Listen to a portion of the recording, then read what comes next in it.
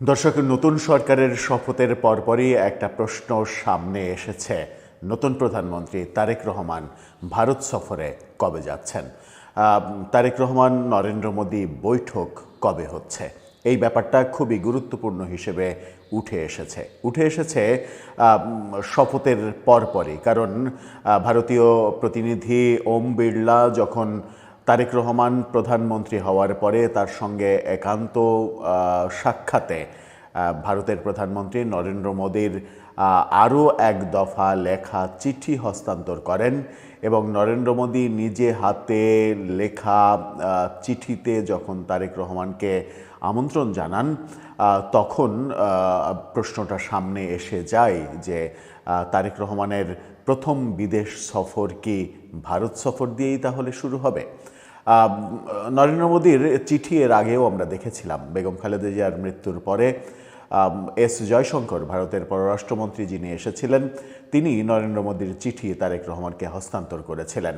মাত্র কয়েকদিনের ব্যবধানে, সেই 30 ডিসেম্বর, এবার ফেব্রুয়ারির 17 তারিখ, মাত্র 1.5 মাসের ব্যবধানে দ্বিতীয়বারের মতো নরেন্দ্র মোদীর এই চিঠি খুবই উল্লেখযোগ্য ব্যাপার হিসেবে এসেছে আলোচনায় রাজনৈতিক মহলে। চলুন একটু জেনে দেখি নরেন্দ্র মোদী চিঠিতে কি লিখলেন, তারেক রহমানের ভারত সফর কেন গুরুত্বপূর্ণ ভাবা হচ্ছে এবং তিনি কবে সফর করছেন, সাথে তারেক রহমানের এই ভারত সফরের সঙ্গে ক্ষমতাচ্যুত প্রধানমন্ত্রী শেখ হাসিনার বাংলাদেশে প্রত্যার্পণের ব্যাপারটা যুক্ত আছে কিনা। শেখ হাসিনা কি তাহলে খুব দ্রুতই ফিরছেন?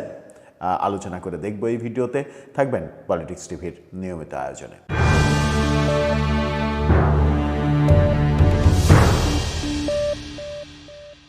দর্শক, বলছিলাম নতুন প্রধানমন্ত্রী তারেক রহমান ভারত যাচ্ছেন। খুব শীঘ্রই তিনি যে ভারতে যাবেন এটা এখন মোটামুটি নিশ্চিত। ভারতের প্রধানমন্ত্রীর আমন্ত্রণ জানিয়ে, সপরিবারে আমন্ত্রণ জানিয়ে লেখা চিঠি সেই বার্তায় দেয়। গণমাধ্যম নিশ্চিত করছে ব্যাপারটা। নিউজ 24-এর শিরোনামটা দেখে নিন।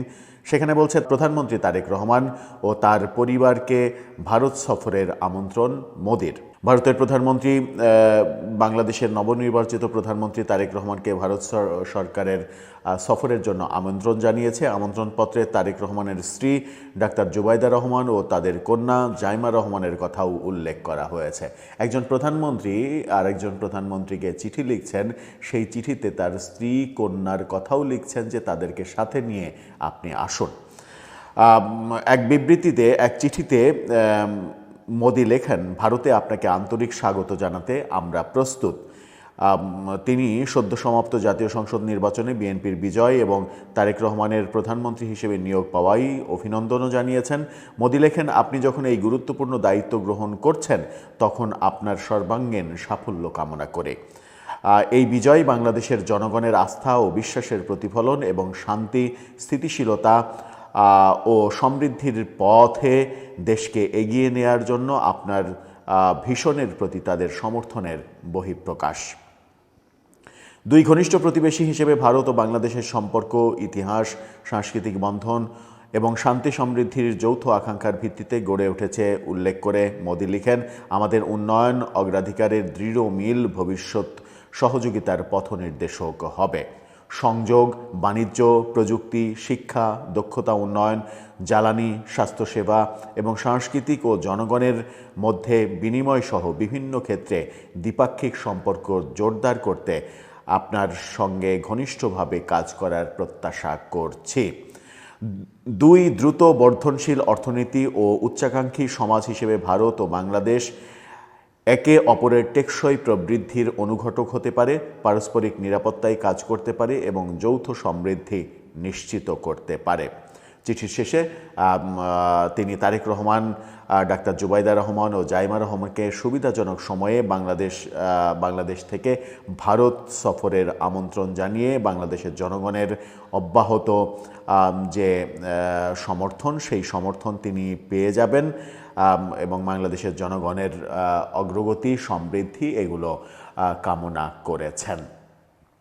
ব্যাপারটা স্পষ্ট, একেবারে দিনের আলোর মতো স্পষ্ট। এখানে কোনো ধোঁয়াশা নেই যে নরেন্দ্র মোদী কোনো ধরনের রাগ ঢাক না করেই বাংলাদেশের নবনিযুক্ত প্রধানমন্ত্রী তার পরিবার সবাইকে ভারত সফরের আমন্ত্রণ জানালেন, যে দৃশ্যটা আমরা গত 1.5 বছর দেখিনি। গত 1.5 বছর প্রফেসর ইউনূস সরকারের সঙ্গে ভারত বিন্দুমাত্র কোনো কূটনৈতিক সম্পর্ক স্থাপন করেনি। নরেন্দ্র মোদীর সঙ্গে একবার দেশের বাইরে সাইড লাইনে কয়েক মিনিটের জন্য একটা বৈঠক হয়েছে প্রফেসর ইউনূসের বারংবার অনুরোধের পরিপ্রেক্ষিতে, কিন্তু সেই বৈঠক কোনো ফলপ্রসূ রেজাল্ট দেয়নি। প্রফেসর ইউনূস বারবার শেখ হাসিনাকে ফেরত চেয়েছেন, কিন্তু নরেন্দ্র মোদী মুখের উপরে না বলে দিয়েছেন। প্রফেসর ইউনূস শেখ হাসিনার মুখ বন্ধ করে রাখতে বলেছেন, নরেন্দ্র মোদী সেটা রিফিউজ করেছেন। শেখ হাসিনা ভারতে অবস্থানকালে সাংবাদিক সম্মেলনে অডিও বার্তা, বিশ্বের আন্তর্জাতিক সমস্ত গণমাধ্যমে সাক্ষাৎকার দেয়া, এই ব্যাপারগুলো প্রতিনিয়ত করে গেছেন। এ দৃশ্য আমরা দেখেছি।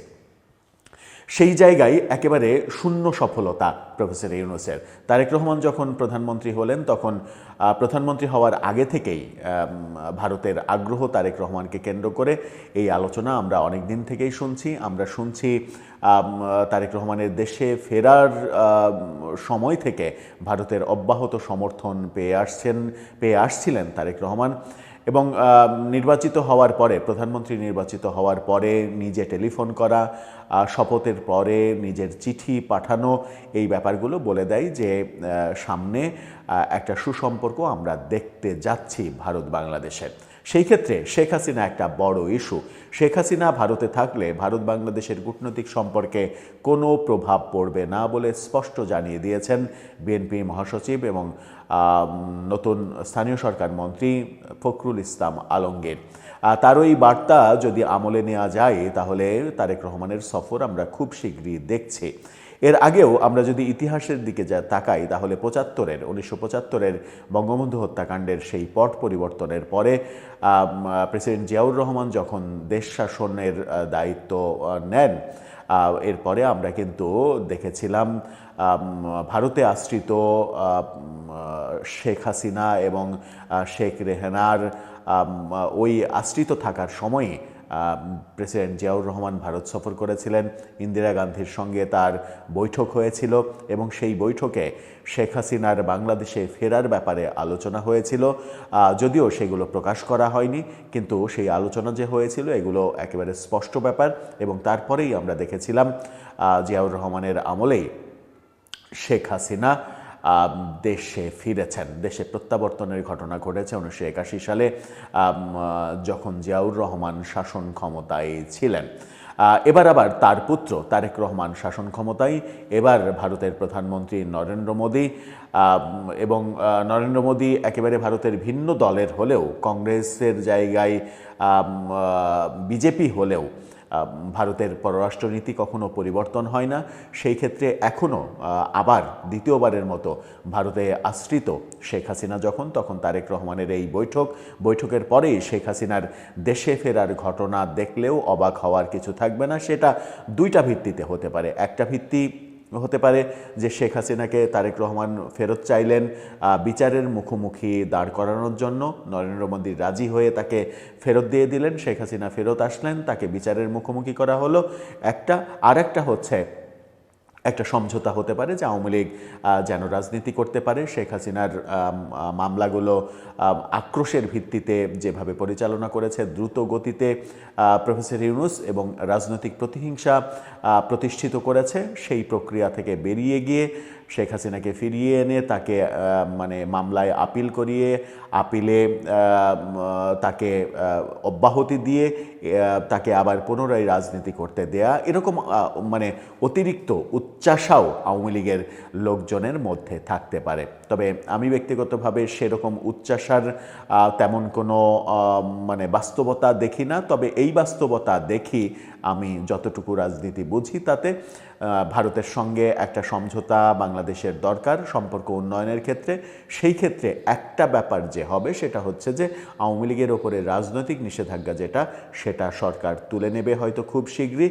এরই মাঝে নির্বাচনের পরপরই আমরা দেখেছি অন্তত সারা দেশে গত কয়েকদিনে 70টা আওয়ামী লীগের অফিস সারা দেশে বিভিন্নভাবে খোলা হয়েছে, কিংবা কার্যক্রম চালু করা, কিংবা সেখানে যে পতাকা তোলা, বঙ্গবন্ধুর ছবিতে মালা দেয়া, স্লোগান দেয়া, এই ব্যাপারগুলো ঘটেছে। এই ব্যাপারগুলোই প্রমাণ দেয় যে প্রফেসর ইউনূস সরকারের আমলের যে অবৈধ প্রয়োগ, আইনের যে অবৈধ প্রয়োগ, সেই অবৈধ প্রয়োগের মধ্যে তারেক রহমানের সরকার থাকবে না।